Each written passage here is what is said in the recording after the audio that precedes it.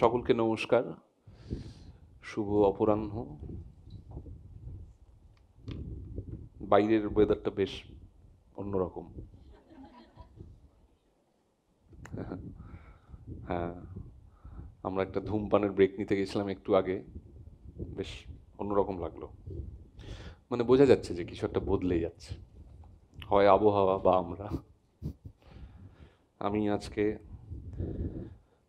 KCC বৈঠকখানা বাংলা সাহিত্যের আড্ডার যে অনুষ্ঠান, সেখানে একটি গল্প পাঠ করব। কোনোভাবেই এই এই যে একটা ঝড়ের মতো হাওয়া এখান থেকে আসছে, সেটাকে কোনোভাবে বোধহয় এ করা সম্ভব নয়, না? মানে মানে সেন্ট্রালাইজড বোধহয় পুরো জিনিসটা, না? ঠিক আছে, ঠিক আছে, অসুবিধে নেই। আমাকে উম,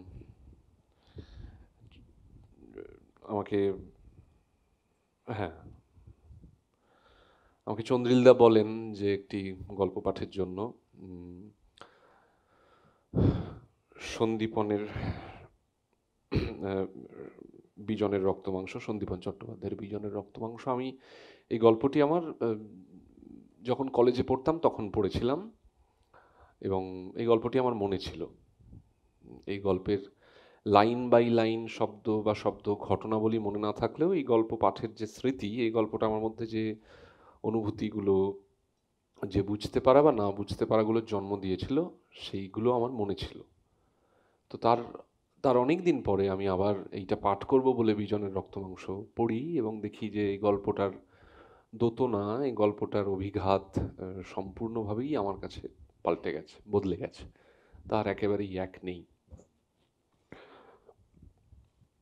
আমি উম, আমি মূলত, আমি জানি না, মূলত চন্দ্রিলদাদেরই একটি অনুষ্ঠানে আমি একবার শীর্ষেন্দুবাবুর মশা বলে একটি গল্প পাঠ করি। পরবর্তীকালে আমাকে লিটারেরি মিটেও বলা হয় সেইটি পাঠ করার জন্য, এবং সেটি অনেকে শোনেন, মানে একদম দর্শক হিসেবেও শোনেন, আবার সেটা ইউটিউবে যাওয়ার পরেও অনেকে শোনেন। তো সেই গল্পটা মধ্যে ওই চরিত্রগুলো আহ, ফুটিয়ে তোলা, বা এই চরিত্রটার মনের অবস্থা কি, মন কি, তার ক্রাইসিস কি, এই এই দৃশ্যকল্পটা কি, সেগুলোর একটা সুযোগ ছিল। বিজনের রক্তমাংসেও নিশ্চয়ই আছে, কিন্তু সেই সুযোগের সদ্ব্যবহার আমার পক্ষে কতখানি করা সম্ভব এই গল্প পাঠের ক্ষেত্রে, সেটা আমার ঠিক খুব একটা পরিষ্কার করে জানা নেই। আম,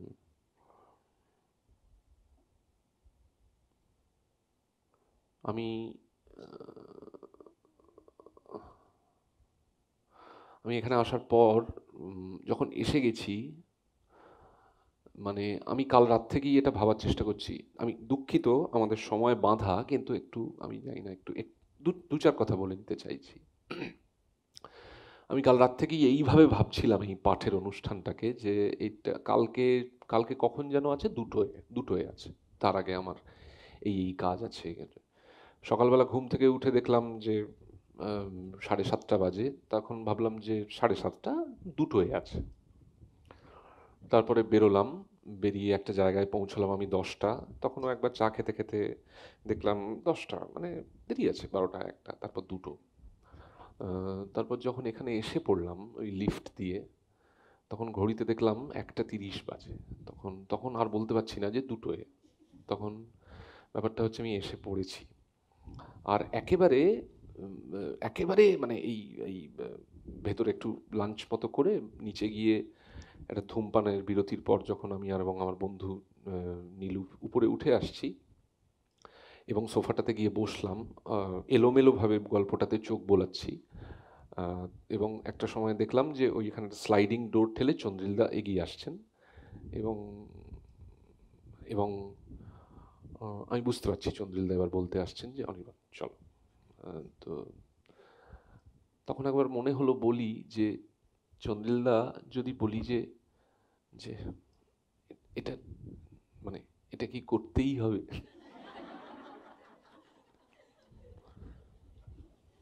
এই অনুষ্ঠানটা আমি বরং একটা গান গেয়ে দিই, হ্যাঁ, বা বা আমি খুব ভালো ইন্টারভিউ দিই, খুব, মানে এই মোটিভেশনাল স্পিকার হিসেবেও আমার একটা বাজার আছে।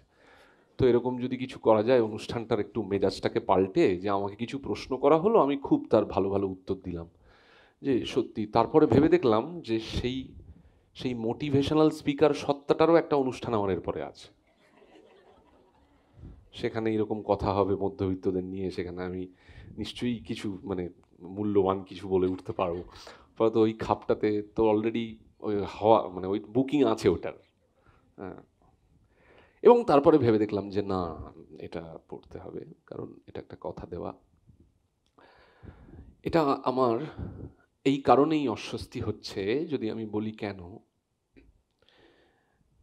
আমি যখন একটা মঞ্চে বসে আছি, আপনারা সামনে বসে আছেন, আমি কিছু একটা পাঠ করব, তার একটা পারফর্মেটিভ একটা ল্যাঙ্গুয়েজ থাকতে হয়, একটা একটা কোনো একটা কোনো পারফরমেন্স করতে হয়।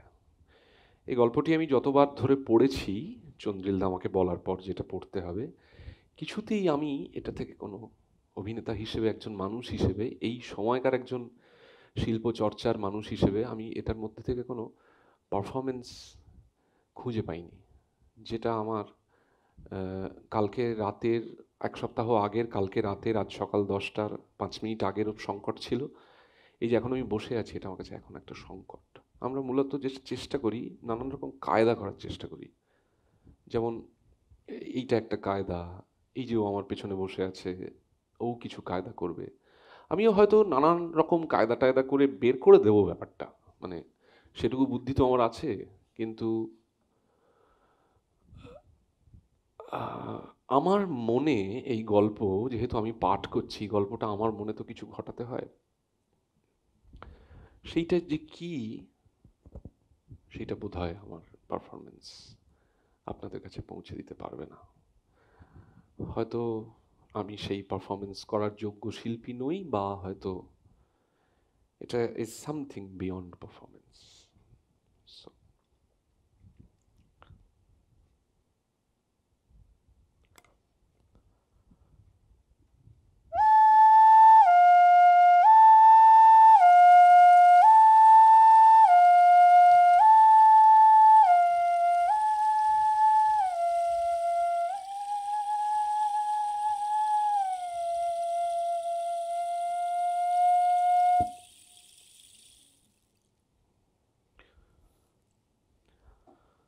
আজ ভোরবেলা বাথরুমে পেচ্ছাপ করতে গিয়ে বিজন দেখল পেচ্ছাপের বদলে আজ রক্ত বেরোচ্ছে। সে রক্ত প্রস্রাব করছে। বাধা না দিয়ে বিজন পেচ্ছাপ করলো। আরও পেচ্ছাপ পায় কিনা দেখে জল দিয়ে ভালো করে ধুইয়ে নিয়ে সে ঘরে এলো। শীত পাচ্ছিল, তাই কাঁথা মুড়ি দিয়ে দেয়ালে দুটো বালিশ রেখে তাতে ঠেস দিয়ে বসলো। তখনও তার কপালে রক্ত লেগেছিল। এই ভোরে মেজদা ফ্যাক্টরি যাবে, যাবার আগে দরজাটা ভেজিয়ে দিল। বিজন তার শব্দ পেল। এই সময়টাকে ধরে রাখার চেষ্টায় বিজন জানে মেজদা এখন বৌদিকে বুকে জড়িয়ে রেখেছে। মেজদা বেরিয়ে গেলে বৌদি হাসি মুখ জানলার গরাদে চেপে তারপর কাছে এসে বলল, এই চা খাবে? বাইরে বহুদূর পর্যন্ত তখন বৃষ্টি পড়ছিল। স্নানের পর মেয়েরা যেমন চুলে ঝাপটা দেয়, তেমনি করে হাওয়া এসে মাঝে মাঝে ঝাপটা মেরে যাচ্ছে। দু একটা কাক পায়রা ওড়াউড়ি করছিল। বৃষ্টি হঠাৎ ঝেঁপে এলে বিজন বৌদিকে বলল, হ্যাঁ করো। তারপর বলল, আদা দিও, বুঝলে? এই যেমন তুমুল বৃষ্টি হচ্ছে, পাখিদের এতে খুব একটা আপত্তি আছে বলে তো মনে হয় না। এ 1-2 মিনিটের ব্যাপার নয় বুঝে অনেকেই চোখ বুজেছে নিশ্চিন্তে। এদিকে কাছেই জানলার শার্সিটা ফেটে চুরমার হয়ে যাচ্ছে বারবার। বৃষ্টির ফোঁটাগুলো একটু মন্থরভাবে নেমে এসে ফেটে যাচ্ছে হঠাৎ। তারপর চৌচির জলরেখা কি তীব্রতায় ছড়িয়ে যাচ্ছে কাঁচময়। বিজন মনে করে দেখল, অন্য সব কিছু স্তব্ধ হলে তবে বৃষ্টিপাত হয়। এই সময় যা কিছু শব্দ শোনা যায়, রেল, মেঘ, কি ট্রাফিকের হর্ন, জলের ছপছপ বা মানুষের স্বর, সবই প্রতিধ্বনির মতো মনে হয়। বৃষ্টির মধ্যে দিয়ে ধোঁয়া উড়ে যাচ্ছে হালকা জাম রঙের।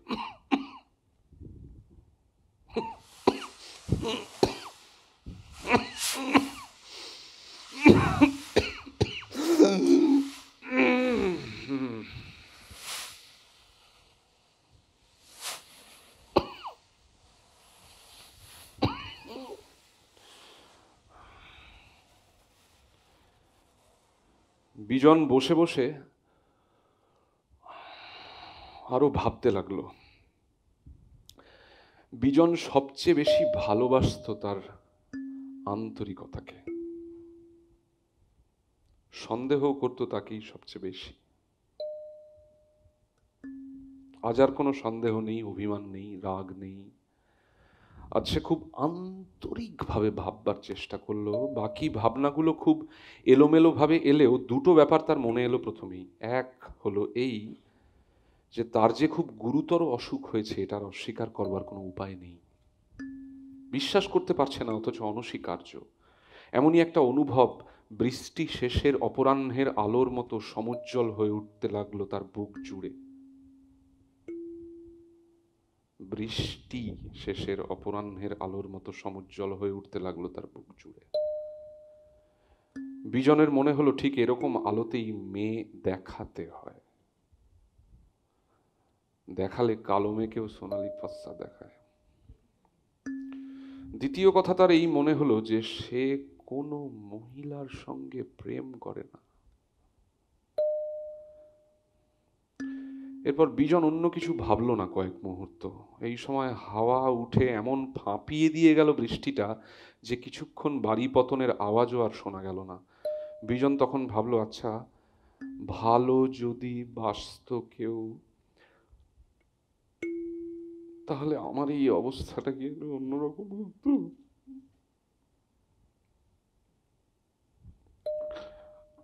ভালো যদি বাসত কেউ, তাহলে আমার এই অবস্থাটা কি অন্যরকম হতো?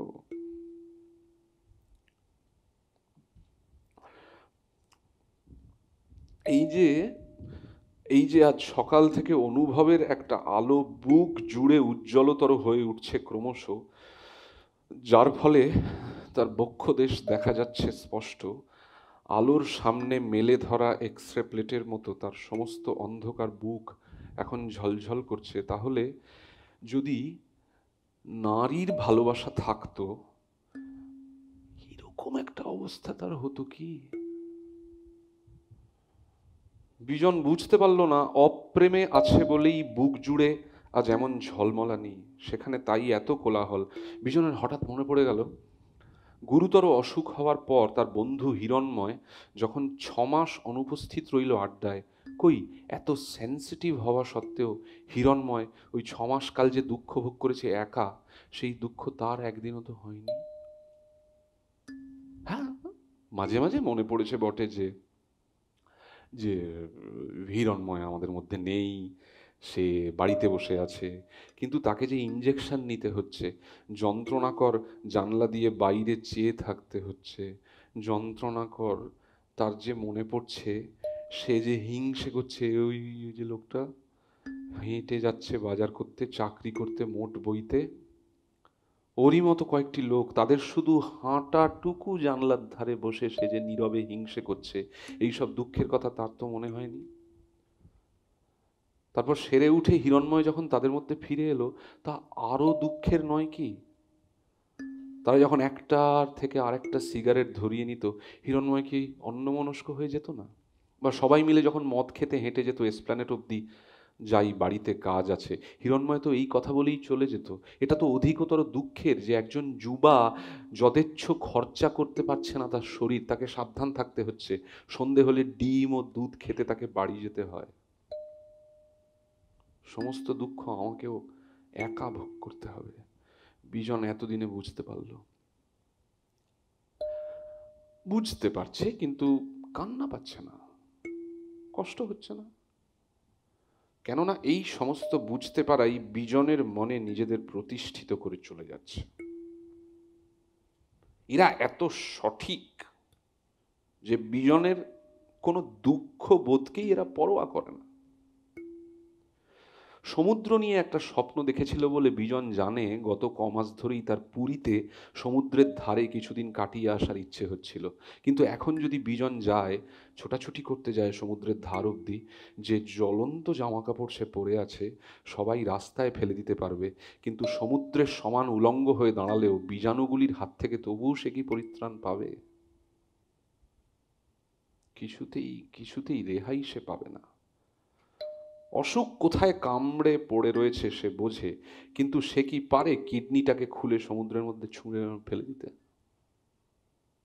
সে যদি বলে আমি কিছুই চাই না, মানুষের পরিবর্তে একটা কেঁচোর জীবন গ্রহণ করতেও আমি খুব রাজি আছি, কারণ আমি যদি বেঁচেই উঠি অর্ধজীবিত হয়ে বেঁচে থাকতে আমি চাই না।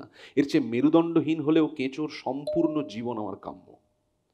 এমনকি সে যদি লিখে দেয় যে ভবিষ্যতে নারী সম্পর্কের সমস্ত দাবি সে ছেড়ে দিচ্ছে, তাহলেও কি সেই অনির্বচনীয় হুন্ডির মালিক তার শরীর থেকে সবকটি বীজাণু তুলে নিতে পারে? পারে না। বিজনের খেয়াল হলো বৃষ্টি থেমে গেছে, শোকের মতো ফোঁটা ফোঁটা এখন পড়ছে, ওড়াউড়ি করছে হাওয়ায়। বিষণ্ণভাবে ঘাড় ফিরিয়ে লক্ষ্যহীন দৃষ্টি মেলে সে তা দেখল। সহসা তার কবির দুটি লাইন মনে পড়ল। The candle on the table burned, the candle burned. কবিতাটা সে একবার অনুবাদ করার চেষ্টা করেছিল কি? সে লাইন দুটো বিড়বিড় করতে লাগলো, the candle on the table burned, the candle burned.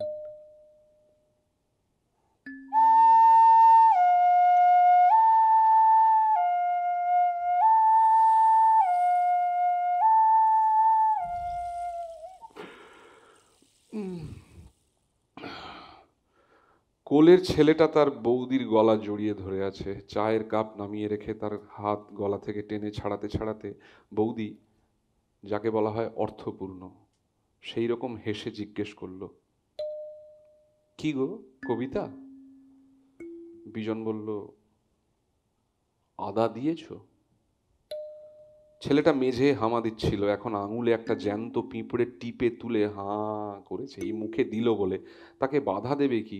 একদিন বৌদির ছেলেটাকে কোলে তুলে নেওয়ার অধিকার থেকে সে বঞ্চিত হবে, এটা আগে থেকে বুঝতে পেরে কেন সে তাকে যথেষ্ট আদর করে নেয়নি? এই আফসোসে বিজনের চোখে জল এসে গেল, সে মুখ ঘুরিয়ে নিল। বৌদি আরো কাছে এগিয়ে এসে বলল, কি গো? আহ বলার মতো করে বিজন বলল, না, বলে হাসল।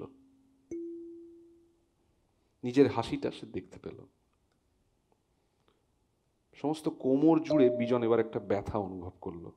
সেই কোন ভোরে বাথরুমে প্রস্রাব করার পর সে কথা এই প্রথম আবার তার মনে পড়ল।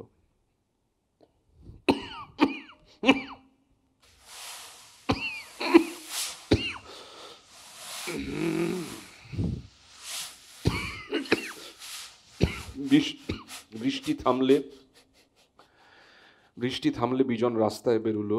রোদ উঠছে, শরীরের কোথাও কোনো অসুবিধে নেই, না কোনো যন্ত্রণা, না মাথা ধরা, না কিছু। সকালে অল্প কাশি ছিল, এখন তাও নেই, জ্বর নেই, শুধু চোখের পাতা ভারী হয়ে আসছে বারবার। কবে থেকে মনে নেই, বহুদিন, বোধ হয়তো সেই কৈশোর থেকে ভোরবেলা ঘুম থেকে উঠেই আয়নায় মুখ দেখা ছিল বিজনের অভ্যাস।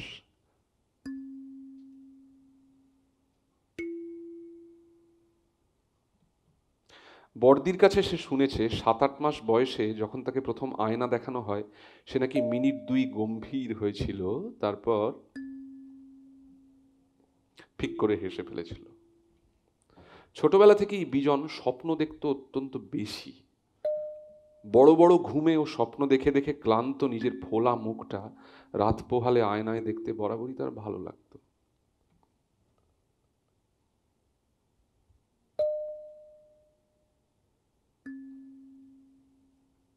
বাবার কথা মনে পড়লো বিজনের। বাবা শেষ যে কদিন বেঁচে ছিলেন প্রায় বলতেন, কি রে তোদের আজকালকার ছেলেদের হলো কি, আয়নায় কি দেখছিস? এই ঘুম ভাঙলো, এখন মুখ হাত ধো, বাইরে যা, সূর্য ওঠেনি, পৃথিবীটাকে দেখার এই তো সময়। ছোটবেলা থেকেই বিজনের সুন্দর ছেলেদের সঙ্গে বন্ধুত্ব হয়েছে। তার পার্শ্ববর্তী বন্ধুটিকে বড়দের কেউ না কেউ প্রায়ই বলে গেছে, বাহ সেটি দেখতে বেশ সুন্দর তো, অথচ কেউ কোনোদিন বলল না তাকে কেমন দেখতে, শুধু চুপচাপ থেকে গেল। সস্তা আয়নাগুলির কথা বাদ দাও, সেগুলোর পাড়া খারাপ, কাঁচ ভালো না, কিন্তু এ বিষয়ে দামি এবং বিলিতীয় ভালো আয়নাগুলিও তাকে কিছু জানাতে পারল কই।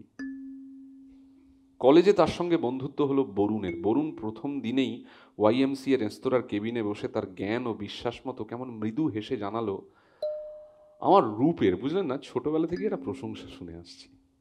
ঠোঁটের কোণ দিয়ে বরুণের ধোঁয়া ছাড়া বেশ মনে পড়ে।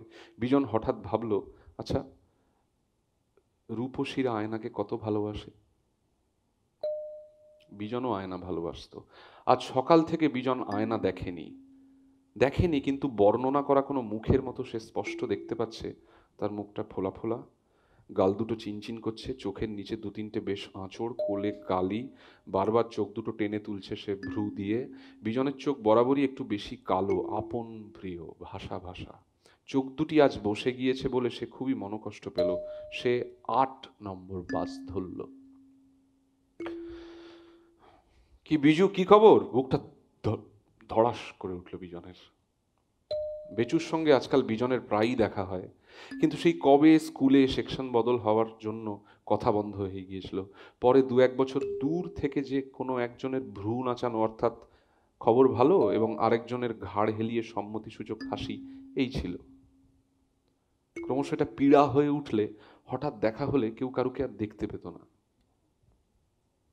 তারপর প্রায় 9 বছর পরে আজ এই ভোরের বেলা বিজন নয়, বিজু, কি বিজু, কি খবর, অনেকদিন পর দেখা হলো। প্রীতিকর হাসি হেসে স্মিত চক্ষে বেচু তাকালো। বিজন মুখের কিছু ঢাকবার চেষ্টা করলো না। মুখ শুকনো হয়ে গেছে সন্দেহ নেই, সাদাটে দেখাচ্ছে, দেখাক। হ্যাঁ, তা সত্যি। সে বলল, গালের যেখানটা চিনচিন করছে সেখানটা কি কাঁপছে? বিজন সেজন্য কমপ্লেক্স বোধ করলো, হয়তো খুব ফোলা ফোলা দেখাচ্ছে। অভিনেতা রুজ মাখলে যেরকম হয় হয়তো তেমনই লাল। বেশ লাল দেখাচ্ছে তোকে, মোটা হয়েছিস। মোটা? বিজন অস্বীকার করে হাসলো না, স্বীকার করেও না, এমনি হাসলো। মোটা?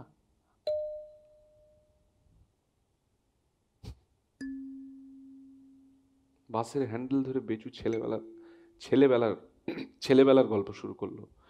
ওরা যখন মর্নিং স্কুলে যেত, বিজন বাড়ি থেকে ডেকে নিত বেচুকে।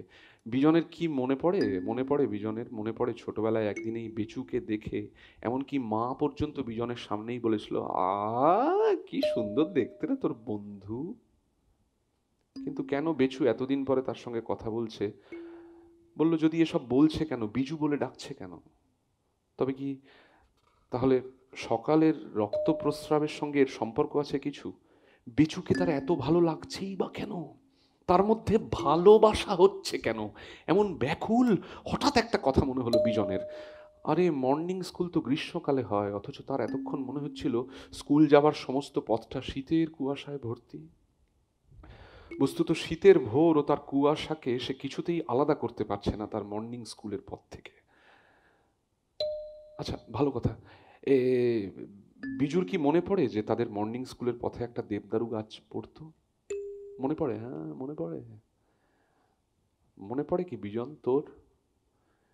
ড্রাইভারের পেছনের সিট থেকে লম্বা ও বাঁকা নাকওয়ালা এই রোগা লোকটা নিশ্চয়ই অনেকক্ষণ ধরে তার দিকে চেয়ে আছে। এইমাত্র তাকে দেখে চমকে চোখ ফিরিয়ে নিয়ে বিজন ভাবল, একটু ভাবতেই বুঝতে পারলো দেখছিল। লোকটা নামলো কয়লাঘাট স্ট্রিটে, বিজনও নেমে পড়লো। নেমেই বলল, দেশলাই আছে? লোকটার কাছে আশ্চর্য ছিল। হাতের ফাঁকে পুরো কাঠিটা জ্বলে যাওয়ার পর, নিভে যাওয়ার আগে বিজন সিগারেটটা ধরালো, ততক্ষণ ধরে ভ্রু দুটো নামিয়ে লোকটাকে দেখলো। বিজনের গালটা চিনচিন করতে লাগলো। গালের রুজ তুলতে ভুলে গিয়ে অন্যমনস্ক অভিনেতা থিয়েটার থেকে অনেক দূর চলে আসার পর যেরকম বিব্রত বোধ করে, বিজন সেরকম কমপ্লেক্স বোধ করলো। লোকটা চৌরাস্তার মোড় অব্দি ক্রমশ ছোট হতে হতে মিলিয়ে গেল। একবারও ফিরে তাকালো না। লোকটা খোঁড়া নাকি? বিজন ঠিক করেছিল আজ রাত পর্যন্ত সারাদিনটা সে রেনুর বাড়িতেই কাটাবে। সেন্ট্রাল অ্যাভিনিউ থেকে অবিনাশ কবিরাজ লেনে ঢোকার মুখে তার যা একটু লজ্জা করবে, এপাশ ওপাশ দেখে নেবে একবার। কিন্তু গলির ভেতর খানিকটা অগ্রসর হতে হতে ক্রমশ এবং 4 নম্বর বাড়ির চৌকাঠে পা দেওয়ার আগে সে নিশ্চয়ই সম্পূর্ণ নিঃসংকোচ বোধ করবে, যেন এই নিয়ে তৃতীয়বার সে বাড়িতে এলো না, বহুদিন ধরে আসছে। প্রকৃতপক্ষে একতলায় কড়া নাড়ার আগে সে মনে করে নেবে ভেবেছিল যেন পিসিমা বা সুকুমারের বাড়িতে ঢুকছে। বিজন ভেবেছিল রেনুকে না জানিয়ে একেবারে বাজার করে নিয়ে ঢুকবে। রেনুর সামনে থলেটা উপুড় করে দিলে সে অবাক হয়ে বলবে, ও মা, এ কি বললেন না কেন? কত কি আনতে বলতাম। কত কি কথাটার মানে তাহলে এইভাবে করে নেবে। বিজন ভেবেছিল যে রেনু যেন জানিয়ে গেলে আলু পটল কি মাংস পেঁয়াজের সঙ্গে বাজার থেকে তাকে কয়েক গাছা কাঁচের চুড়ি কি ভালো একটা রুমাল বা দামি একটা সাবান আনতে বলতো। রেনুকে সে ভেবেছিল রাঁধতে বলবে।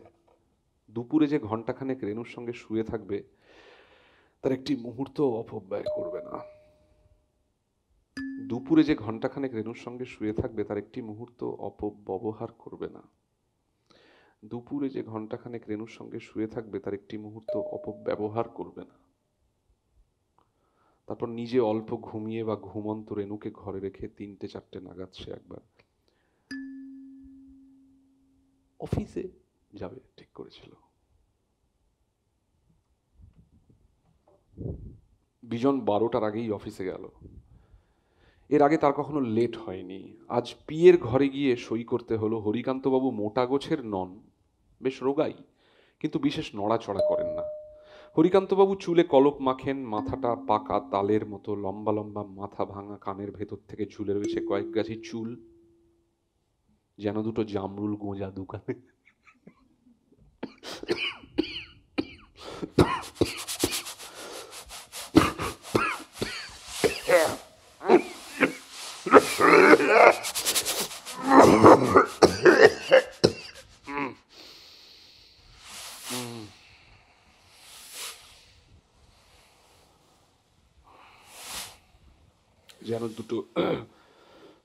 যেন দুটো জামরুল গোঁজা দোকানে।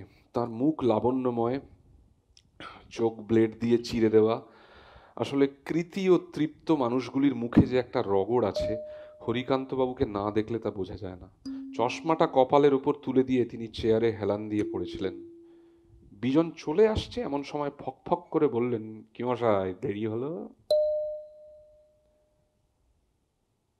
এই এমনি, বিজন জানালো। কোনো বিপদ? আবার ফক ফক আওয়াজ শুনে বিজনের টেবিলের ওপর চোখ পড়ল।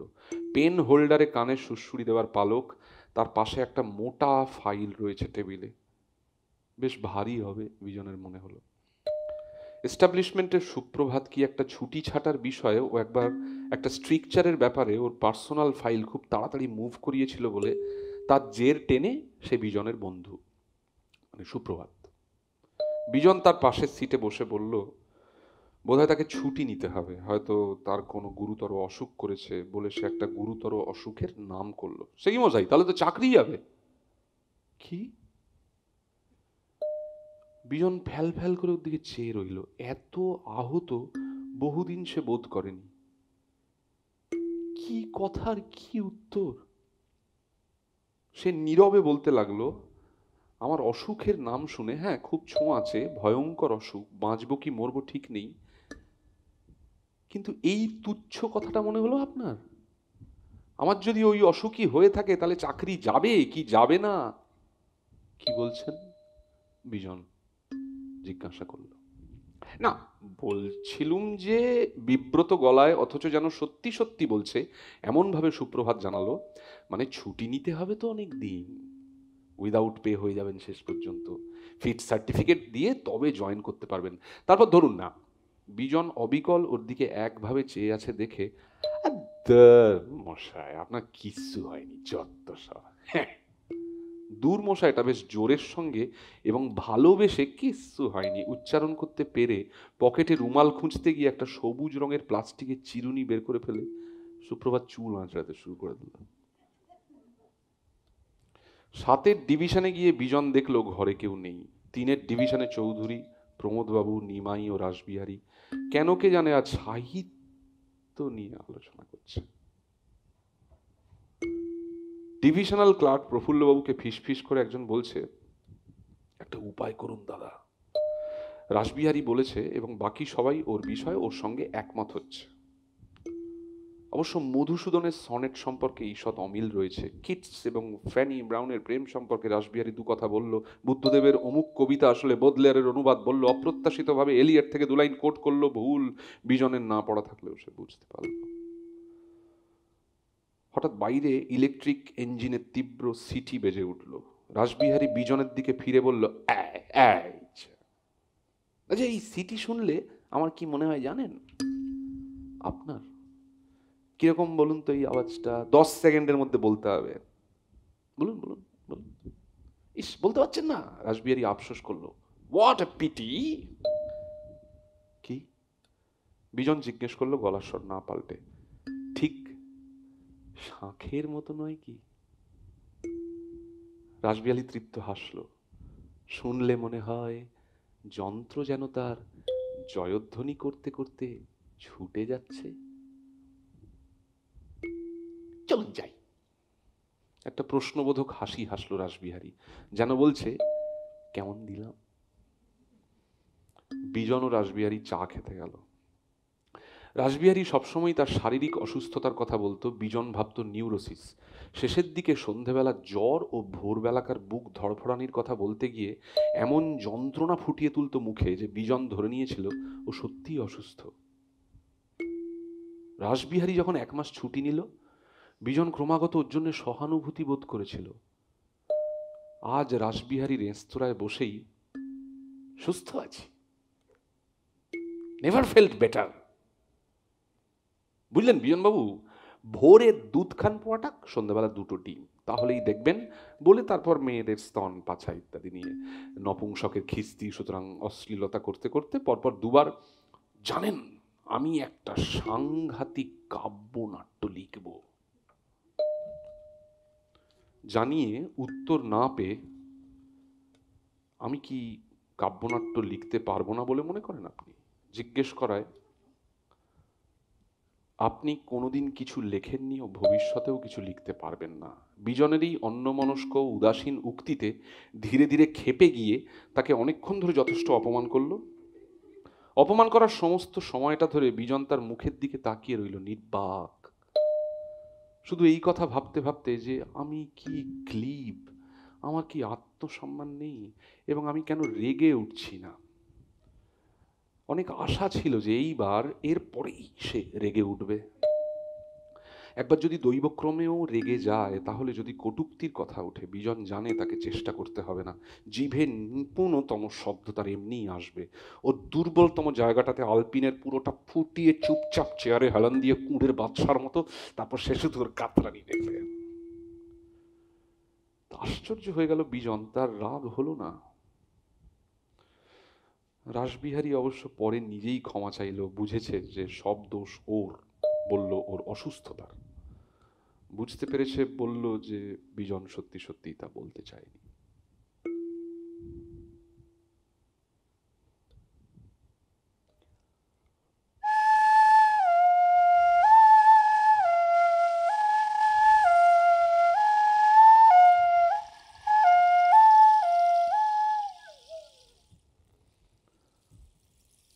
রাসবিহারী উঠে গেলে বিজন রাস্তার দিকে চেয়ে রইল।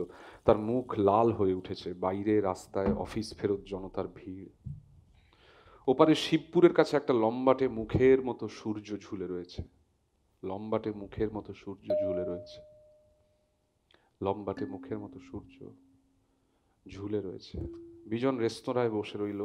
পাখাটার দিকে চেয়ে চেয়ে হঠাৎ মনে হলো, আরে পাখার মুন্ডুটা যেমন কারুকার্য করা, এতদিন এসেছে কই তার চোখে পড়েনি তো? কেন সে দেখেনি এতদিন? বিজন বড্ড কষ্ট বোধ করলো। কাল থেকে কতদিন আবার আসবে না, হয়তো কোনোদিনই আসবে না আর। কেন সে বহু দিন ধরে আগে পাখাটা দেখে রাখেনি? ছেলেবেলা থেকে আয়নাই দেখেছে শুধু, কিছুই তার চোখে পড়েনি। ব্যাধির কথা তার মনে পড়েনি। নইলে কিসের ভুলে, কার ওপর অভিমানে কাপের পর কাপ চা খেয়ে, সারা রাত ধরে মদ খেয়ে, একটা সিগারেট থেকে আরেকটা সিগারেট ধরিয়ে নিয়ে স্বাস্থ্য খরচ করে করে, হ্যাঁ অসুখটা তো সে নিজেই ডেকে এনেছে। অথচ তার মধ্যেও ব্যাধি রয়েছে অনিবার্য, এই বোধ সে কি করে বিস্মৃত হয়েছিল। তা না হলে সে কাউকে ভালোবাসে না, নিজেকেও না। 25 বছর বয়সের তার এই যন্ত্রণায় কত মিথ্যা হয়ে যেত।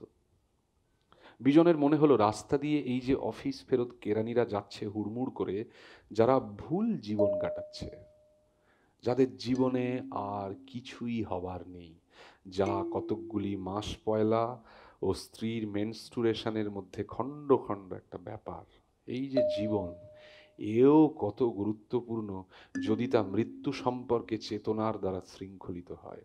এই সব লোক, এরা প্রত্যেকে বীজের মতো এক একটা মৃত্যু নিয়ে ঘুরে বেড়াচ্ছে। এরা প্রত্যেকটি লোক আলাদা, কারণ এদের প্রত্যেকের মধ্যেই রয়েছে তার নিজস্ব এবং আলাদা আলাদা মৃত্যু। বিজনের ইচ্ছে হলো সকলকে ডেকে ডেকে সেই কথা বলে। হ্যাঁ, নতুন কথা বই কি, অনেকেই শুনলে অবাক হয়ে যাবে। কেউ কেউ আপত্তি তুলে বলতে পারে, তুমি রক্ত প্রস্রাব করেছো, তুমি গুরুতর অসুস্থ, তুমি অস্বাভাবিক, তাই তুমি এ কথা বলছো। তাই কি? না। বিজনের ব্যথিত দুই চোখে তাকিয়ে বিস্ফারিত স্বরে সে বলে ওঠে, তা নয়। সে অতি সাধারণ মনের লোক ছিল বলেই জীবন সম্পর্কে সবচেয়ে যা স্বাভাবিক তা জানার জন্যে এই অস্বাভাবিকতা পর্যন্ত তাকে অপেক্ষা করতে হয়েছিল। যে কোনো উপায়ে এ তার আগেই জানা উচিত ছিল, কিন্তু এখন যখন সে জানে, তার অসুস্থতার জন্যই জানে, সে সকলকে তা জানাতে চায়। এদের সকলেরই তো অসুস্থতার আগেকার সেই অস্বাভাবিক অবস্থা,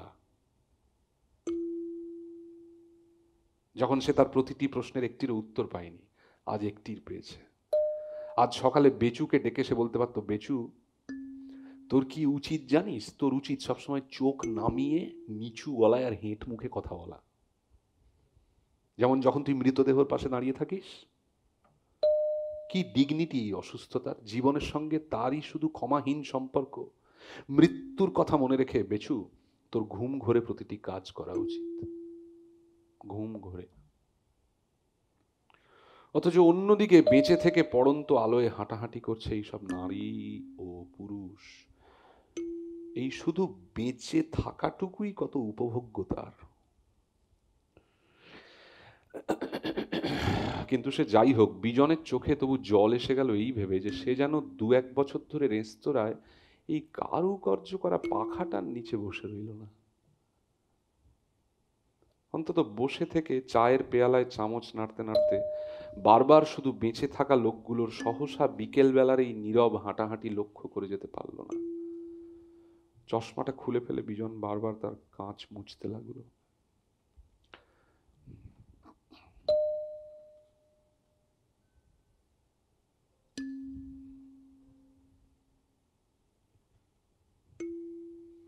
রাস্তায় বেরিয়ে বিজন একটা ক্যাপস্টন কিনলো। আজ সকাল থেকে সে সিগারেট খায়নি। কিনেই ভাবলো, দুটো কিনলেই হতো, মিছিমিছি 8-9 পয়সা গেল।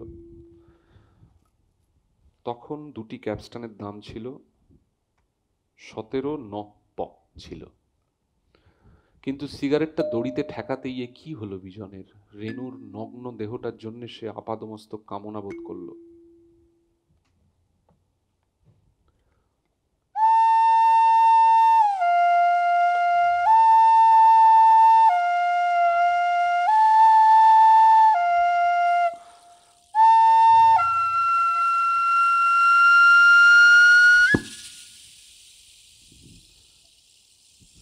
একতলায় সিঁড়ির নিচে শেফালির মা শুয়েছিল। 3 তলায় উঠে যার সঙ্গে দেখা হল, কি নাম মনে পড়ার আগেই লোকটা কি মশা, কোথা ছিলেন একদিন বলে ওঠায় গলার স্বর শুনে বিজনের মনে পড়ল ভদ্রলোকের নাম বর্মন। বর্মন। বর্মন বললে, পদ বুলে নাকি? বিজন বলল, না, পদ চিনেই তো এলুম। এই ভর সন্ধেবেলায় বর্মন বাঁচক টিপে বলল, বেশ করছেন। তারপর রেনুর কাছে লোক আছে? লোক দেখুন গিয়ে। রেলিংয়ে হাত রেখে বর্মন নিচে নামতে লাগলো। কাল থেকে খিল মেরে পড়ে আছে, মাছের মতো মাল খাচ্ছে মশা। 2 দিনে বোতল 10 ওপরে গিয়েছে। বর্মন তার নিরপরাধ মুখ ঘুরিয়ে জানালো, সেপালির কাছেই শুনছিলাম। বলতে বলতে বর্মন নিচে নেমে গেল। বিজন ওপরে উঠতে লাগলো। ছাদের কোণে খাতুনের ঘরে আলো জ্বলছে, ছাদের কোণে খাতুনের ঘরে আলো জ্বলছে। এদিকের ঘরটা রেনুর, দরজায় কই খিল দেওয়া নেই তো। কলের নিচে চাকর গোপাল বাসন মাজছিল। বলল, মা ভেতরে আছেন। পর্দা তুলে ভেতরে ঢুকে চুপ করে দাঁড়িয়ে রইল বিজন। ঘরে কোনো আলো জ্বলছিল না। একখণ্ড দেওয়ালের মতো বিরাট আয়নাটার ওপাশেই যেন রাস্তার আলো। রেনু শুয়ে আছে উপুড় হয়ে। রেনু ঘাড় ফিরিয়ে বিজনকে দেখল, ইশারা করে তাকে পাশে বসতে বলল। পাশে বসে বিজন ওর ওপর হাতের সাপমুখ বলয়টা দেখতে লাগলো। ধাবমান সাপের মতো আঁকা বাঁকা ঠিকই, কিন্তু আজ কি বিজনের সবই অন্যরকম মনে হবে? বিজনের মনে হলো খুব উঁচু থেকে সে যেন একটা পাহাড়ি নদী দেখছে। শব্দহীন ঘরে রেনু উপুড় হয়ে শুয়ে। মাঝে মাঝে সে তার চুল ও ঘাড় স্পর্শ করছে, যেন সেখানে চুম্বন ছিল, যেন বা স্বগতোক্তি করছে। তখন বিজন তার চুল ও ঘাড় স্পর্শ করতেই হাউমাউ করে কেঁদে উঠল রেনু। উঠে বসে কোমর ঝরিয়ে ধরল বিজনের। ওর বুকে মুখ ঘষড়াতে লাগলো, কোলে মুখ গুজে কাঁদতে লাগলো। বিজন লম্বা ও প্রকাণ্ড আয়নাটায় তাদের দুজনের ছবি দেখতে দেখতে জিজ্ঞেস করলো, কি হয়েছিল রেনু? রেনু অনেকক্ষণ ধরে কাঁদলো। তারপর যখন মুখ তুলল, এলো চুলে কান্নায় ভোলা, অশ্রু আর কফে ও মদের গন্ধে মাখামাখি ওই মুখটাই তুলে ধরলো। আজ আমি চোর, আমি চুরি করতে পারি। সায়ার দড়িটা দাঁতে চেপে দোতলার শেফালি ঘরে ঢুকে পড়েছিল।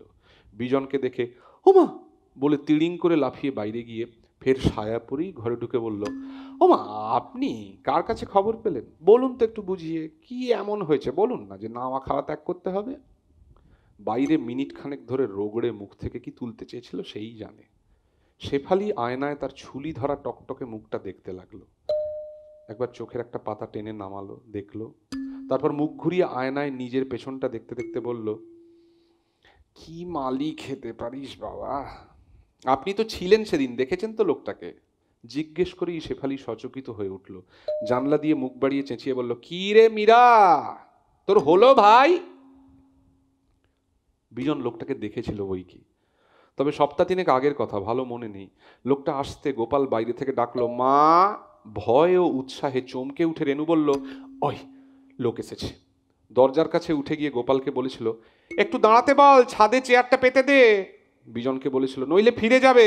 কত লোকসান খাবো আপনার জন্য। খামোখা বসে রইলেন, কথাবার্তা বললেন, এখন তাড়াতাড়ি নিন দেখি। উঠে দাঁড়িয়ে বিজন বলেছিল, না আমি আজ যাই, আরেকদিন আসবো। বিজনের অত্যধিক শান্ত স্বর শুনেই রেনু বলেছিল, কেন? নয় একটু দাঁড়াবে। নইলে বলতো না। বিজন সে কথা শোনেনি। দুজনের কেউই জামা কাপড় খোলেনি। রেনু নীল আলোটা নিবিয়ে নিয়ন জ্বালালো, খিল খুঁড়ে সরে দাঁড়ালো এক পাশে, কিন্তু পর্দা তুলে বেরুতে যাবে বিজন, অপরিচিত লোকটা ওর দু কাঁধে দুহাত রেখে জড়িত স্বরে বলে উঠল, আপনাকে কোথায় দেখেছি বলুন তো? বিজন দেখলো একজন বুড়ো লোক। ভদ্রলোককে দেখে কেন কে জানে তার রাঁচির কথা মনে পড়ল।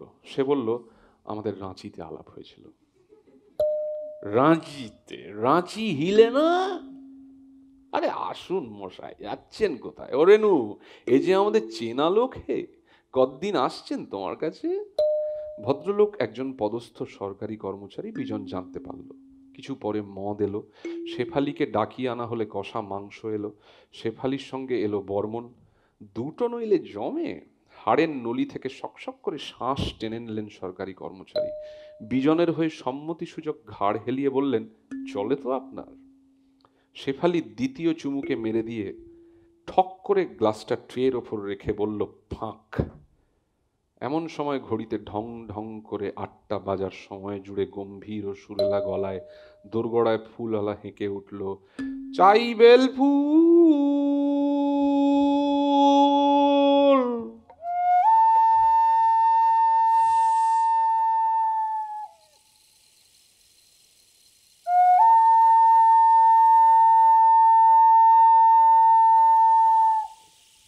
হ্যাঁ, ঠিক ধরেছেন, ওই লোকটাই। আপনি তো খানিক পরেই চলে গেলেন। হ্যাঁ, পরদিন মিনসে কি বলে জানেন? ওর নাকি 500 টাকা চুরি গেছে। এই কি কাণ্ড বলুন দেখি। হ্যাঁ, শেফালি জানতে চাইলো। বিজনের গালটা ফের চিনচিন করতে লাগলো। সেদিন রেনুর কাছ থেকে যাওয়ার পর বোধহয় পরদিন ভোরবেলা থেকে তার কোমরে একটা ব্যথা হয়। একটা বেল্ট থাকার জায়গা জুড়ে ব্যথাটা এখনো রয়েছে। বিজন বার দুই কাশলো। কাশির শব্দটা মন দিয়ে শুনতে গিয়ে সে ভীষণ অন্যমনস্ক হয়ে পড়ল। কি রকম অদ্ভুত কাশি হচ্ছে তার, কি অমানসিক। হঠাৎ ডুকরে কেঁদে উঠে রেনু ওর গলা জড়িয়ে ধরল। আমি জোর, আপনি তো ছিলেন, আমাকে চুরি করতে দেখেছেন আপনি। বিজন চমকে উঠল, কিন্তু চোখের দিকে চাইল না কিছুতেই। এলো চুল, শিকনি আর চোখের জলে মাখামাখি চৌকো গাছের একটা মুখ, চৌকো গোছের একটা মুখ। চোখে লালের ছাট, চোখের কোল দিয়ে গড়িয়ে পড়ছে কাজল, গা দিয়ে দিশি মদের গন্ধ ছাড়ছে ভুর ভুর। ওর চোখের দিকে বিজন এখন তাকাবে না। না, বিজন অনুমানে বুঝলো ওর চোখে এখন প্রেতিনীর চাউনি। কিলো মীরা, তোর হলো? জানলা দিয়ে একতলার দিকে মুখ নামিয়ে শেফালি আবার চেঁচিয়ে উঠল। তারপর বিজনের দিকে ফিরে, যেন কি গূঢ় মানে আছে কথাটার, এমন ভাবে হেসে বলল, যাই, চান করব। আমাকে দুদিন হাজতে রাখলো। বিজনের বুকে মুখ রগড়াতে রগড়াতে ফোঁপাতে লাগলো রেনু। খিস্তি খেউড় করলো, বুক জ্বলে গেল। বিজনের বুকে মুখ রগড়াতে রগড়াতে ফোঁপাতে লাগলো রেনি। খিস্তি খেউড় করলো, বুক জ্বলে গেল, তবু মদ খেতে দিল না। বড়বাবু আমাকে লাথি মারলো। কোমর দেখিয়ে রেনু বলল, এইখানে। রেনু শুধু সায়া পরেছিল, সায়াটা হাঁটুর ওপর উঠে গিয়েছে, একটা পায়ের উরু পর্যন্ত দেখা যায়। ব্লাউজের নিচের বোতামটা খোলা, রেনুর ঝোলা স্তন দেখা যাচ্ছিল। স্তনের বোঁটায় শ্বেত অশ্রুর মতো জমাট দুধ। রেনুর স্তন ও উরুর রং একই রকম। বিজন লক্ষ্য করে দেখল। ঘুমন্ত শশকের গায়ে যেন হাত রাখছে। বিজন ওর খোলা উরুতে হাত লাগলো। সেদিন তাকে চলে যেতে হয়েছিল, আজ সুদে আসলে উসুল করবে। এই জন্যই তো সে এসেছে। এই নিয়ে 3 দিন এলো, অথচ এখনো ওর ব্লাউজের সবকটি বোতাম সে খুলতে পারেনি। রাস্তার দড়ির আগুনে যখন সিগারেটটা ঠেকিয়েছিল, বিজনের সেই মুহূর্তের মতো উত্তেজিত হওয়ার চেষ্টা করতে লাগলো। এদিকে গলা কাটা ছাগলের মুন্ডটার মতো ছটফট করছে রেনু। মাঝে মাঝে বলছে, ওরা নিক না, আমার আলমারি, ড্রেসিং টেবিল সব বিক্রি করে টাকা নিক। বিজনের গালটা গলা কাটা রক্ত লেগে লাল হয়ে উঠছে। সে রুমাল দিয়ে মুখ মুছল। বলুন আপনি, বলুন কে চুরি করেছে? বিজন নিঃশব্দে ওর ব্লাউজের বোতামটা পরিয়ে দিল। গাল দুটো চিনচিন করছে অসহ্য। জ্বর হয়েছে নাকি তার? আচম্বিতে রেনু উঠে বসলো ধর্মরিয়ে। কে চুরি করলো তাহলে? আপনি জানেন কে চুরি করেছে? প্রশ্ন দুটো যেন আঠা লাগানো দুটো রুজের প্যাড। পটপট করে তার দুগালে সেঁটে দিল রেনু। আগুনের ঘর থেকে অন্ধ মানুষ যেমন করে প্রশ্ন করে কি হলো, তেমনি ব্যাকুল হয়ে উঠে রেনু জিজ্ঞেস করলো, কে চুরি করলো? বিজন এবার রেনুর গালে হাত রাখলো। তার হাত থরথর করে কাঁপছে। হাতই তো, গাল নয়। দাঁতে দাঁত চেপে বিজন বলল, না, তুমি চুরি করনি। কিন্তু তার গলা কেঁপে গেল কেন? সেই কখন সন্ধ্যের মুখে এসেছে বিজন, এখনো পর্যন্ত সেই স্বরে কথা বলেনি। এই স্বর রেনুর বড় চেনা। সে টের পেল। টের পেয়েই আঁচল দিয়ে মুখটা মুছে নেওয়ার চেষ্টা করলো। তক্ষুনি নড়ে চড়ে শুলো, হাসিও টেলে আনলো ঠোঁটে। কিন্তু বিজন তা দেখতে পেল কই। তার চোয়াল নড়ছে, শক্ত হয়ে যাচ্ছে মুখ, যেন রেনুর মুখটাই কাঁপছে থরথর করে।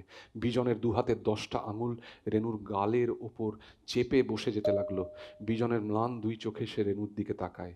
এই মুখ, হ্যাঁ, কান্নায় ফোলা, চোখের কোল দিয়ে গলে পড়ছে রাত্রির নিষ্প্রভ কাজল, শিকনি আর চোখের জলে মাখামাখি এলো চুলের ঠিক মুখটাই সে আগে কখনো দেখেছে কি?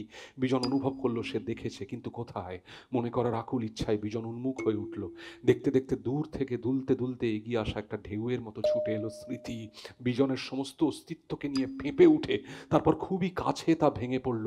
কিছুতেই মনে পড়ল না, কিন্তু বিজন বুঝতে পারলো বড় ভয়ঙ্কর সেই স্মৃতি। অথচ বেশি দূরে নয়, ঘরের অন্ধকার থেকে ভেসে উঠছে ঠোঁট দুটি, কাছেই কাঁপছে।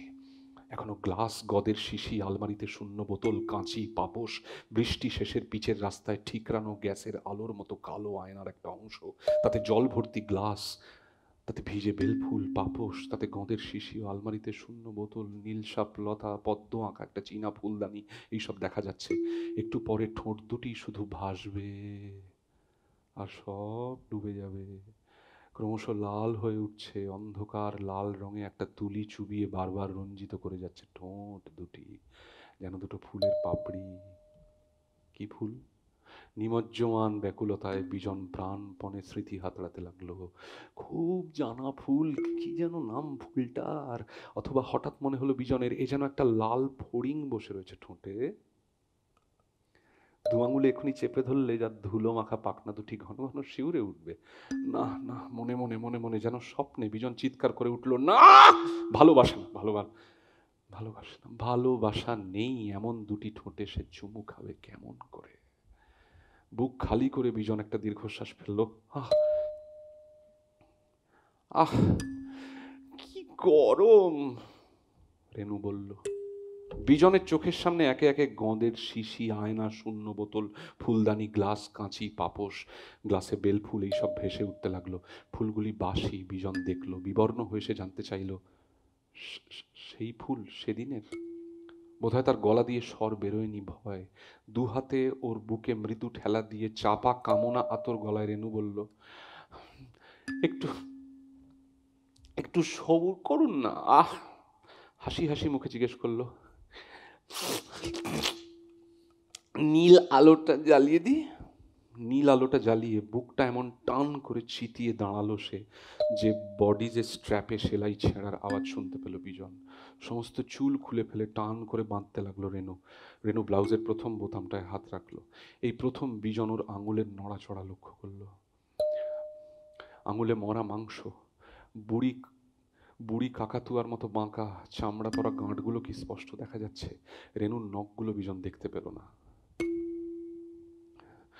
না, আততায়ী ছুরি হাতের সামনে এসে দাঁড়ালে যেমন হয়, বিজনের সেই রকম স্বপ্নের সেই বদ্ধমূল ভয় হলো। তার গলা দিয়ে আওয়াজ বেরুচ্ছে না, তার বুকে পাথর। কি হলো আবার? রেনু জিজ্ঞেস করলো। না, বিজন বললেন, আপনি খুলে দেবেন? নিতম্বটা অর্ধেক ঘুরিয়ে যেন শরীরটাকে উথলে দিয়ে দারুণ কটাক্ষ করে রেনু জিজ্ঞেস করলো, দেবেন নাকি খুলে? সহসা বিজন ফ্লুরোসেন্ট ল্যাম্পটা জ্বেলে দিল। 3 সপ্তাহ আগের না পাল্টানো উল্টে যাওয়া ফুলদানির জলের মতো ভারী আলোয় ঘর ভরে গেল। বেশ্যাপট্টির মাঝখানে উজ্জ্বল আলো, এই ঘর। ঘরের মাঝখানে পুরু গদির বিছানা, দেওয়াল জুড়ে আয়না, দেওয়ালে ঝুলন্ত ঈশ্বরের ছবি। সব কিছুর মাঝখানে পুরুষানুক্রমে বেশ্যা রেনুকে দেখে বিজন এবার চিনতে পারল। হাতের মুঠো শক্ত করে রেখে বিজন বলল, আমি আমি যাব। সে কি? রেনু বলল সন্দেহের হাসি হেসে, এই নাও টাকা। বিজন দীর্ঘ কঙ্কালসার হাতটা রেনুর দিকে বাড়িয়ে দিল, মুঠি খুলে ধরল। আর এক মুহূর্ত দেরি হলে কড়া নড়ে উঠত। দরজাটা দু হাত করে খুলে ফেলতেই অকস্মাৎ সর্বাঙ্গ বিদ্যুতে ঝলসে গেল বিজনের। সে চৌখাটের বাইরে পা বাড়াতে পারল না। দু হাতে পাল্লা দুটো দেওয়ালের সঙ্গে ঠেসে ধরে কাঠ হয়ে দাঁড়িয়ে রইল। অপ্রত্যাশিত কিছু নয়, তবু বাসের সেই খোঁড়া লোকটা গোড়ালির কাছে দুপা মুড়ে দেওয়ালে হেলান দিয়ে সে দাঁড়িয়ে। ভ্রু অব্দি নামানো ফেল্টের টুপি, লম্বাটে মুখের থুতনিটা বুকের কাছাকাছি। এখন তার গায়ে একটা ভারী ওয়াটারপ্রুফ। সপসপে ওয়াটারপ্রুফটার দিকে চেয়ে চেয়ে বিজন ক্রমশ বৃষ্টির শব্দ পেল। তুমুল ঝড় বৃষ্টি হচ্ছে বাইরে, শোঁ শোঁ করে হাওয়া চালাচ্ছে বেশ। বিজনের বাঁ গালে বৃষ্টির উড়ন্ত একটা ঝাপটা এসে লাগলো। লোকটা চুরুট খাচ্ছে, চুরোটের আগুনে মৃত লোকের স্ট্যাচুর মতো ওর মুখের বাঁ দিকটা বারবার প্রতিভাত হচ্ছে। বিজন ওর জীবন্ত চোখের দিকে চাইল। লোকটা চোখ ফিরিয়ে নিল না, দেখার সুযোগ দিল। ওর চোখে চোখ রেখে মুখোমুখি দাঁড়িয়ে রইল। মাটিতে পোঁতা একটা শক্ত দেবদারুর মতো বিজনও দাঁড়িয়ে রইল ওর চোখে চোখ রেখে, মুখোমুখি। শুধু তার শেকড় ভয়ে সরসর করতে লাগলো। রাস্তায় একটা কুকুর ডাকলো।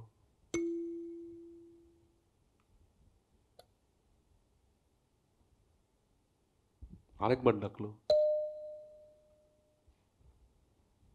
লোকটা দুবার কাশলো। কাশিটা অমানুষিক, অনেকটা অনেকটা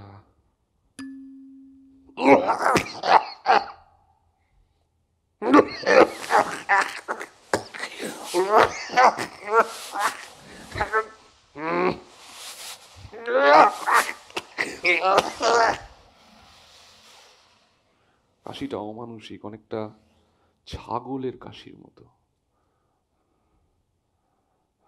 বিজন শুনেই বুঝতে পারলো ঠিক এই রকম কাশি সে আজ সারাদিন কাশছে, এবং কোনো সুস্থ লোক এভাবে কাশে না। লোকটার স্থির চাউনি বিজনের ভেতরে গিয়ে পড়লে সে ভীতভাবে হাসল।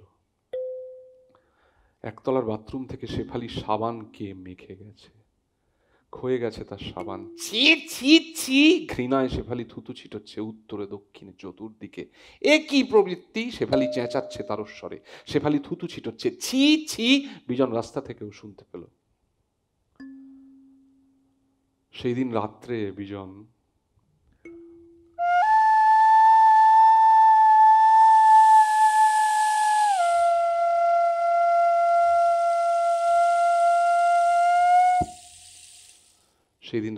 একটা স্বপ্ন দেখল। ছেলেবেলায় মা মারা যাওয়ার পর ভোরবেলা বাবার সঙ্গে সে পুরী বেড়াতে গেছে। সে দেখল উত্তাল সমুদ্র থেকে ঢেউ আসছে একটার পর একটা, শব্দ হচ্ছে না। অধিকাংশ স্বপ্নের আকাশ যেমন থাকে মেঘলা, সূর্যোদয়ের আগের এক ফালি ঘন লাল আলো এক জায়গায় ছড়িয়ে রয়েছে বিস্তীর্ণ হয়ে। ওখানে জলতলে ঘুরন্ত বিশাল শৃঙ্খলের লোহা থেকে জেগে উঠেছে মরিচার রং। স্বপ্নে বিজন বুঝতে পারল। ওদিকে দিগন্তে সূর্য উঠল লাফ দিয়ে। দূরে দেশলাই কাঠির মতো একটা নৌকো লাট খেয়ে পড়লো তার ভেতর। নৌকো সমেত এখন বনবন করে ঘুরছে। একটা ফেনময় ঢেউ কাছে এসে বিজনের পায়ে পড়ল। পায়ের পাতা ভিজিয়ে সরসর করে সরে যাচ্ছে জল। এ কি! বিজনের পা ডুবে গেছে একরাশ বেল ফুলে। ভীষণ সুড়সুড়ি লাগছে তার। বিজন ফিক করে হেসে ফেলল। বিজন দেখলো তার গলায় একটা বেল্ট। বেল্ট তো, হ্যাঁ বেল্ট। বোধনের আগের দিন ঝড় বৃষ্টি হয়ে গেছে সারা রাত। বিজন লাল হাফ প্যান্ট আর বুক পকেটে সোডার ছিপিয়াটা একটা সবুজ সেলুলার শার্ট পরে পূজা মণ্ডপে ঢুকলো।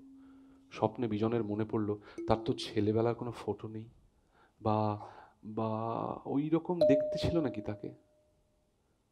স্বপ্নে যেমন হয়, বিজনের একবার মনে হলো সে কি স্বপ্ন দেখছে। শূন্য মণ্ডপ, ভারী পর্দা সরিয়ে উঁকি দিয়ে বিজন প্রতিমা দেখছে। প্রতিমা, প্রতিমার পিছনে রাত্রির একটা সিন টাঙানো, চিত্রকর যাতে চাঁদ আঁকেনি। রাত্রির ঝড়ে ছিন্ন ভিন্ন হয়ে গেছে প্রতিমার ডাক সাজ। সম্পূর্ণ বিবস্ত্র, রংচটা শরীরের এখানে ওখানে মাংস কাদা খোবলানো, এখনো অস্ত্র দেওয়া হয়নি। 10 হাতের প্রত্যেকটি মুষ্টি কুষ্ঠরোগিনীর মতো অসম্ভব রূঢ়। বিজন দেখলো একটা ভ্রু নেই। চোখের কোলবে তারার কালো গড়িয়ে পড়ছে। চুলের মধ্যে দিয়ে গর্জন তেলের সঙ্গে গড়িয়ে এসে সিঁথির সিঁদুর লাল রক্তে ঢেকে ফেলেছে মুখমণ্ডল। পিতলের প্রদীপের বুক জুড়ে এখনো চড় করে সলতে পুড়ে যাচ্ছে। প্যান্টটা এক হাতে টেনে তুলে অন্য হাতে বিজন তার প্রিয় সবুজ সেলুলার জামাটার গায়ে হাত বোলাতে লাগলো। সোডার ছিপিটা স্পর্শ করে দেখলো অন্ধকার। একটা সিঁড়ি, বিজন উঠছে। গলায় দুলছে বেল্ট। বিজন ছুঁয়ে দেখলো সেই ছোটবেলার বেল্ট। স্বপ্নের মধ্যে সে অস্বস্তি বোধ করলো। বিজন একটা লম্বা করিডোরে পা দিল। দুদিকের উঁচু দেয়ালে সারি সারি ও মুখোমুখি দরজা। দরজাগুলোর সামনে এক চিলতে করে আলো। বিজন দেখলো করিডোরটা অন্ধকার, তবে মাঝে মাঝে আলোগুলিও তাকে পেরোতে হবে। বিজন দেওয়াল ধরে অগ্রসর হলো। উঁচুতে একটা জানলা খুলে মুখ বাড়িয়ে, রেনুর ঘরে যাচ্ছেন? বলেই ফটাস করে শেফালি জানলাটা বন্ধ করে দিল। এরপর বিজন যত এগিয়ে যাচ্ছে, ভয়হীন দরজায় দরজায় মীরা, বাসন্তী, খাতুন, চামেলি, ওরা সব ভীত সরীসৃপের মতো চমকানো মুখগুলি গর্তে ঢুকিয়ে নিচ্ছে লহমায়। বিজনের পেছনের আলোগুলি একে একে নিভে গেল। রেনুর ঘরে সুদূর দরজাটার সামনে পৌঁছে হাতখানেক আগে থমকে দাঁড়িয়ে বিজন পেছনে ফিরে দেখল করিডোরটা এবার ডুবে গেছে ঘন নিরেট অন্ধকারে। অন্ধকারে না, বিজন নিজেই দপ করে নিভে গেল। করিডোরটা আর নেই। তাহলে সে ফিরবে কেমন করে? করিডোরটা নেই। রেনুর ঘরে সরকারি কর্মচারী বিজনকে দেখে হই হই করে উঠলেন। শেফালি গ্লাসটা ঠক করে নামিয়ে রেখে বলল, ফাঁক। এমন সময় বাইরে গম্ভীর ও সুরেলা গলা শোনা গেল, চাই বেলফুল।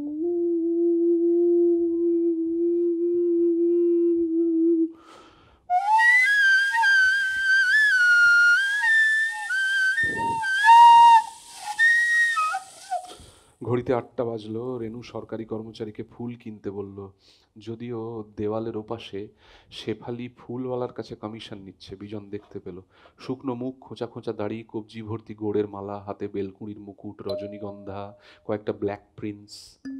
আরে ওই লোকটা ফুলওয়ালা? চৌরঙ্গিতে দাঁড়িয়ে লোকটা মাঝে মাঝে মাজন বিক্রি করে না? বিজন বেশ অবাক হয়ে গেল। সরকারি কর্মচারী রেনুর হাতে টাকা গুঁজে দিয়ে ঘুরে পড়ে গেলেন বিছানায়। বিজন দেখলো ওর ব্যাগ থেকে ঝুলে রয়েছে গোছা গোছা নোট। বিজন বালিশের তলা থেকে ব্যাগটা বের করলো। তখন মাথার সুদীর্ঘ চুল একবার খুলে তারপর তুলে টান টান করে বাঁধতে বাঁধতে রেনু চিৎকার করে উঠল, সাবধান, দাঁড়াও, এই দেখো। দু হাতে বুক এমন চাপড় মারতে লাগলো রেনু যে বিজনের মনে হলো সে বুঝি তার বুক দু ফাঁক করে ফেড়ে ফেলে তাকে কিছু দেখাতে চায়। তার বদলে রেনু পটপট করে ব্লাউজের সবকটা বোতাম খুলে ফেললো। আঁতকে উঠে বিজন দেখলো রেনুর বুকে কাকাতুয়ার নখের মতো কর্কশ ও বাঁকা ভয়ঙ্কর কয়েক গাছের চুল। রেনু রাক্ষসীর মতো ওষ্ঠহীন হাসলো। স্বপ্নের ভয়ে জাগরণের চেয়ে অনেক বেশি। মানিব্যাগটা কোথায়? ডান পকেটে, বাঁ পকেটে? দু হাতে বুক চেপে ধরে আতঙ্কের বর্ণনার মতো বিজন রাস্তা দিয়ে ছুটতে লাগলো। অফিসের ছুটি হয়ে গেছে। রামাধার সেলাম করলো। 2-3টে ফাঁকা হল পেরিয়ে বিজন ঢুকলো পিএর ঘরে। পিএ নিঃশব্দে তার হাতে ভারী ও মোটা পার্সোনাল ফাইলটা তুলে দিলেন। বিজন উল্টাতে উল্টাতে দেখলো তার বিরুদ্ধে অভিযোগ ফাইলে লিপিবদ্ধ হয়েছে। এটা এবার জিএম এর কাছে সই হওয়ার জন্য যাবে। এতদিন চাকরি করছে, জিএম কে বিজন কোনোদিন দেখেনি। স্বপ্নেও সে তাকে দেখতে পেল না। অফিসে এতদিন ধরে তার বিরুদ্ধে ষড়যন্ত্র হয়েছে, অথচ সে তা জানতে পারেনি। সুর বের করা দুটো মুখোমুখি পিঁপড়ে যেমন করে পরস্পর কথাবার্তা বলে, পিএ ও বিজনের মধ্যে সেই রকম কথাবার্তা হতে লাগলো। বিজন বলল, আমাকে সাবধান করে দেননি আপনি? বিজন দেখলো বাঁদিকে মার্জিনে লেখা, PA to GM through proper channel. ও কয়েক পৃষ্ঠা পর ওপরে লাল কালিতে লেখা হেডিং, নিচে বিবরণ। পৃষ্ঠা 41, আইটেম নম্বর 20, সিসিল বারে একাকী মদ্যপান ও তার বিস্তৃত বিবরণ, তাং। পৃষ্ঠা 110, আইটেম নম্বর 52, ওই। পৃষ্ঠা 54, আইটেম নম্বর 27, কোবাল্ট রুম থেকে পলায়ন, বন্ধু হিরণময়ের অসুখের জন্য অপারেটেড হতে আপত্তি। পৃষ্ঠা 81, আইটেম নম্বর 38, 19/6/59 থেকে 19/6/60 পর্যন্ত 2300 ফাইল গ্রহণ ও 213টি প্রত্যর্পণ। পৃষ্ঠা নম্বর 98, আইটেম নম্বর 43, মন্দিরে বিগ্রহের সামনে নতজানু রমণীকে টেনে তুলে উপর্যুপরি চুম্বন। পৃষ্ঠা 189, আইটেম নম্বর 89, বাবা ও আরও 20 জনের মুখ ম্লান করে দেওয়া। পৃষ্ঠা 145, আইটেম নম্বর 72, বৌদির সঙ্গে অবৈধ ও গোপন প্রণয়। পৃষ্ঠা 173, আইটেম নম্বর 80, সিসিল বারে একাকী মদ্যপান। এখানে পিএ বললেন, 200 পৃষ্ঠা দেখুন। পাতা উল্টে বিজন দেখল পাতা জুড়ে লাল কালির হেডিং, আইটেম নম্বর 92, সোনাগাছিতে রেনুর গৃহে রাত্রিযাপন, তাং 2রা সেপ্টেম্বর। বিজনের দম বন্ধ হয়ে এলো। সে বিস্তৃত বিবরণ পড়তে লাগলো। ঘর স্তব্ধ হয়ে থাকে। অনেকক্ষণ পর পর তার হৃৎপিণ্ডে শব্দ হয়। ঘরে অন্য কোনো শব্দ নেই। ঘরের চারপাশে আহত কুকুরের মতো রাত্রি ঘুরছে প্রভু ভক্ত। গোল ঘড়িটা সময়ের এ ঘরে ও ঘরে হাত রাখছে ঠিক ঠিক। মাথার উপরে দড়িতে বাঁধা ব্যাঙের মতো পাখাটা ঝুলছে হাত পা ছড়িয়ে। পড়তে পড়তে দম আটকে এলো বিজনের, বুক ফেটে যাওয়ার উপক্রম হচ্ছে। বিজন আইটেম নম্বর 92 পড়ে শেষ করলো। না, সে কথা নেই, সে কথা কেউ জানে না। এই বলে বুক খালি করে এত জোরে নিঃশ্বাস ফেললো যে ফাইলের অনেকগুলি পাতা উড়ে গেল ফরফর করে। বিজন দেখলো পৃষ্ঠা 1, আইটেম নম্বর 1, লাল পিঁপড়ের গর্তে খোঁচা দিয়ে তার মধ্যে একটি জীবন্ত কেঁচো নিক্ষেপ ও তার বিস্তৃত বিবরণ। তাং 19/6/39। 19/6/39। বিজন মুখ হয়ে গেল। সেইবার টের পেল কি ভয়াবহ ব্যাপক এদের অনুসন্ধান। সে বলতে চাইল, এ তো আমার ছেলেবেলার ঘটনায়, আপনারা জানলেন কি করে? কিন্তু বলার আগে বিজন আবার ভয় পেল, স্বপ্নের সেই ভয়, জাগরণের চেয়ে যা অনেক বেশি। বিজন দেখল পিয়ে টেবিলের ওপর পা তুলে দিয়েছেন। টেবিলে নীল সাপ লতা ও পদ্ম আঁকা রেনুর ঘরের সেই ফুলদানিটা, তাতে সুদীর্ঘ রজনীগন্ধা। আর তার ঠিক পাশে দেখে হাত পা পেটের ভেতর ঢুকে যাওয়ার উপক্রম হলো বিজনের। মুখ থেকে খুলে রাখা পিয়ের দুপাটি দাঁত, তার লাল লাল মাড়ি শুদ্ধ, পোড়া রাবারের গন্ধ ছাড়ছে তা থেকে।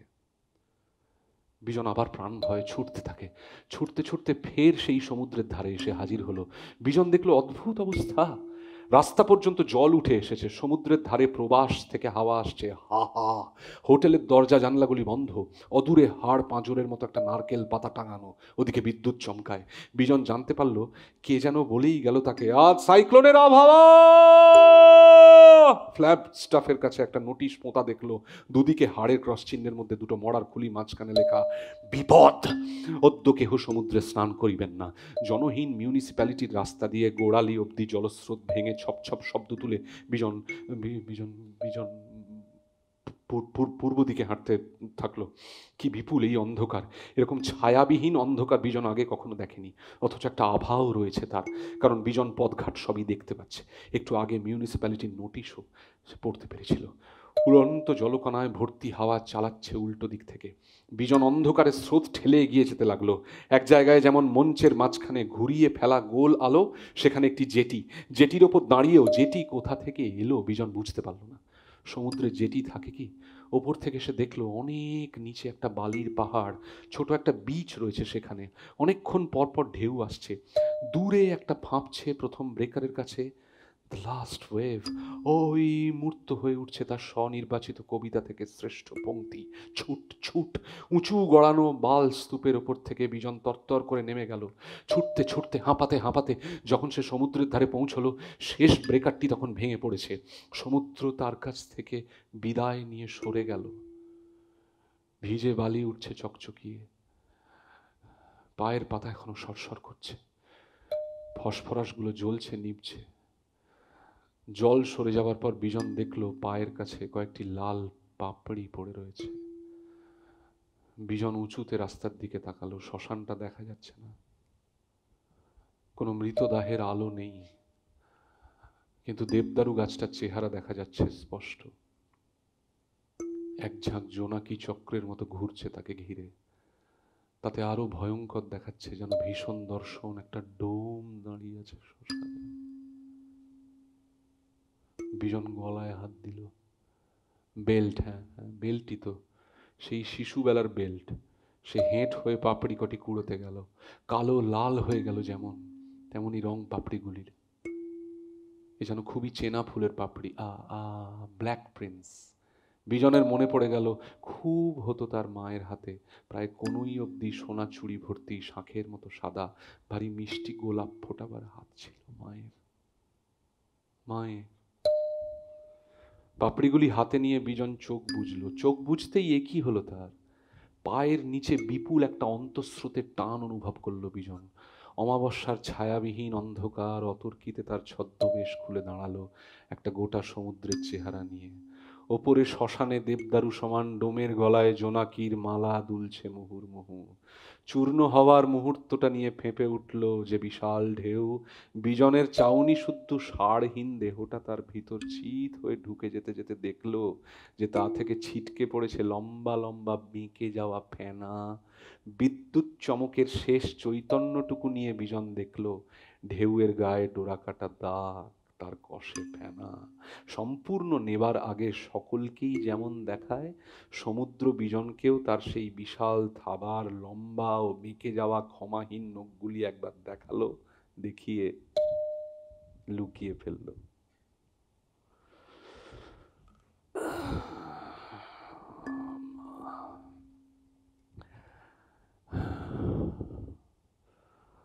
আগে থেকে আগে থেকে এঙ্গেজমেন্ট করে পরদিন বিকেলে বিজন একজন স্পেশালিস্টের কাছে গেল। স্পেশালিস্ট প্রথমে প্রায় আধ ঘন্টা ধরে পরীক্ষা করে তারপর সাঁড়াশির মতো স্টেথিস্কোপটা টেবিলে নামিয়ে রেখে বললেন যে বিজনের অতি গুরুতর অসুখ হয়েছে, এর কোনো ওষুধ নেই, এর কোনো চিকিৎসা হয় না, কিন্তু যে কোনো মুহূর্তে এর ওষুধ বেরিয়ে যেতে পারে। সেই জন্যে যতদিন সম্ভব বেশি বাঁচিয়ে রাখার জন্যে তিনি এক্ষুনি বিজনের চিকিৎসা শুরু করবেন। বিজনের ততদিন বেঁচে থাকা দরকার।